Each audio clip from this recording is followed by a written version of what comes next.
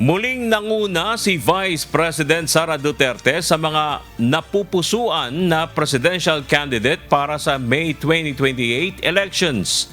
Batay sa resulta ng pinakabagong Pulse Asia Survey na isinagawa mula June 28 hanggang July 3 at July 6 ngayong 2026, lumabas na 49% ang mga Pilipino o ng mga Pilipino ang nagsabing pabor sila sa pagtakbo ni VP Sara bilang susunod na presidente.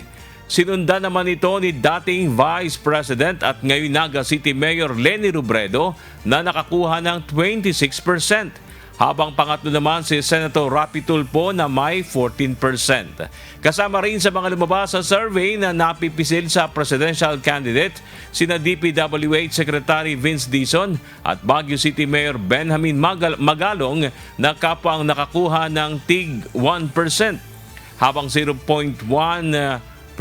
na naman ang para kay MMDA General Manager Nicolas Torre III. Nilinaw naman ng Pulse Asia Research na ang kanilang ulat ng Bayan Survey ay isinagawa independently at hindi kinomisyon ng anumang political party. Binigyan din rin nito na hindi impluwensyado ng anumang religious, political, economic o anumang partisan group ang proseso ng kanilang isinasagawang survey.